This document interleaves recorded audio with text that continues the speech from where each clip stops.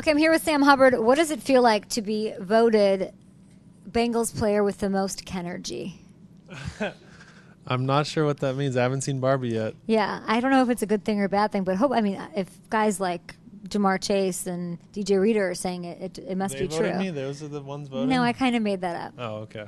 You've not seen it? No, I got plans to, but not yet. It's because you've been so busy trying to get better this year, right? Yes, training camp, all that, What are you specifically working on that's different than previous years for this season? I think it's everything. Every year you work on your routine a little bit better. Every aspect of your game, from staying healthy to pass rush, run defense. I've been working with Coach Hobby, adding a few new moves, some change-ups that'll benefit late in the game after giving guys some different looks. And, it's just a never-stopping process of trying to get better. When you're not doing that, when you're not in training camp, you do something called fowling, which I need to understand. I thought you meant foul like a bird, which I was going to be terrified of. But tell me about fowling. Yeah, it's actually pronounced Fowling, like bowling with an F. But okay. Fowling. Fowling. Now bowling, I got yeah. it.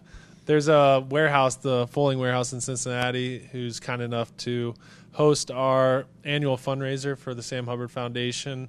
And this year we actually had, I think it was 600 people playing, largest bowling tournament ever. One night in the spring, we all get together, raise money for my foundation, and have a lot of fun. And actually this year, Ted Karras and I won the whole tournament. You did? Yeah. Lots of practice? No, well, this is my third year. I got knocked out first round every other year. So, yeah, some practice. Some practice. We love that. You guys got knocked out last year. You want to make it to Super Bowl and win one. What makes this camp and the message from Zach Taylor unique to previous years?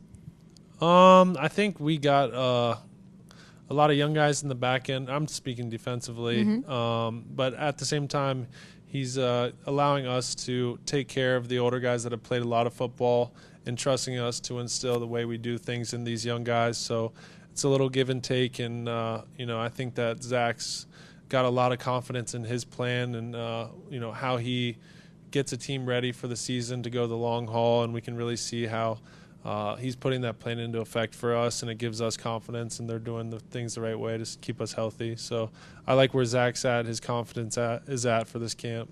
We all love Coach Lou. Mm-hmm. I think he could easily be a head coach somewhere. He decides, of course, to stay here. What does that mean to you personally? When I hear things like he just gets players, he cares about the players, what does that do for you as a player?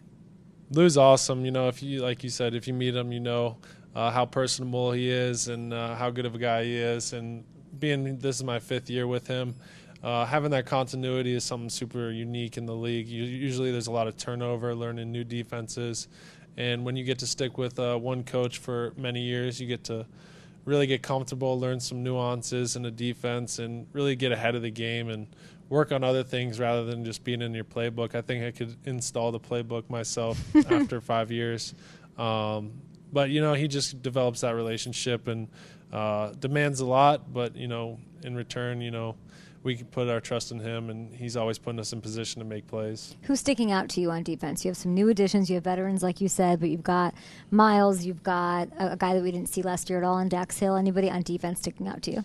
I'll give a quick shout-out to Cam Sample. He's a third-year guy. He's, been there helping me take some plays off me in the past, and I think he's really doing well this camp, flashing a lot, and he's going to provide some depth and get a lot of opportunities this year that he's rightfully earned by taking those steps. So shout-out to Cam.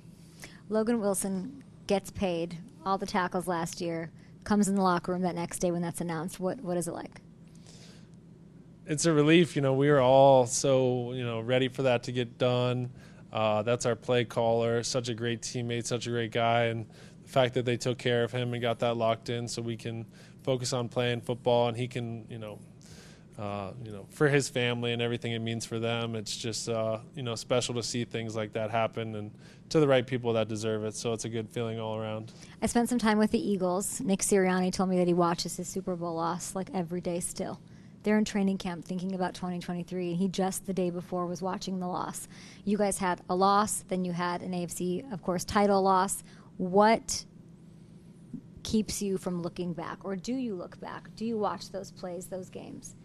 Not really. I don't, I've seen them replay here and there, watch them on my own. But I like to move on, look forward, and take the lessons that I've learned from those losses and apply them to future wins and future situations where I know I've been in those situations and had that adversity. And, that makes you stronger in the next opportunity you get, and you won't be as nervous. You won't be as whatever. I think that experience is really valuable to get where you want to be at the end. What's a lesson you've taken from any of that adversity? Well, first off, just being in the Super Bowl is a whole production event in itself. You're warming up, and there's every celebrity in the world around you. You got. Who did you see? Did you see anybody? Oh yeah, I saw. LA was crazy for that. Justin Bieber, Yeah. Beyonce, Jay-Z. Mm-hmm. But you got to manage your emotions, and that really is a maturing process to not get overly hyped and be exhausted by the time kickoff comes. So if we get there a second time around, I think I'll have a leg up in that sense. Joe seems to not be fazed at all by anything. Yeah. What is his deal? It's just how he is. That's how he's always been, and it permeates throughout the team. Just whenever we get in a big situation or a big win, it's just business as usual and how it should be. And that's allowing no moment to get too big for our team, and I like that quality a lot. Yeah, I wonder. I mean, I don't know if it's a learned quality. It's just like how his nature, I think, and how he's built. It seems like I wonder who would stir him up a little bit. Like if he was he likes going to UFC fights. I wonder if there's is there anybody who he would see celebrity-wise or out that he'd be shaken by or even care about? I don't know. At any level. Yeah. Probably not. Not a single person. Can't think of one. I don't know. You'll have to ask him. I hope it's somebody. Well, they don't let me talk to him. I've never met Joe Burrow, so I've never met him. How is he right now? You tell me. He's doing good. Yeah, he's progressing along. He's feeling really good. We're going to be extra cautious with him, and he's understanding of his value to the team, and he's doing things the right way and not going to push it. But at the same time, he's in there. I don't know. Camp days are long days, 12, 14-hour days, and he's there the whole time getting treatment. So you can imagine how long that is and his dedication. So doing everything you could ask. Jamar says he's hard-headed about his injury. Do you agree? I think, yeah, all competitors are. If he wasn't, he wouldn't be who he is. So I don't know. I know Jamar needs him to be out there, but we all do. So he understands that. You mentioned getting back there if you have the chance to get there again. What's it going to take from you personally? For me personally, it's just going to take being that consistent.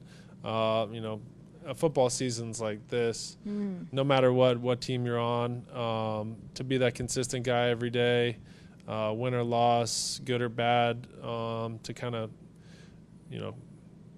ease the highs and lows of the season really is important when you're in a locker room as a veteran guy in a leadership position. And, I want to be that guy that steadies the ship and gets us to where we want to go. So that's really my goal this year. On offense, if Burrow were to miss any time, what gives you faith in Trevor?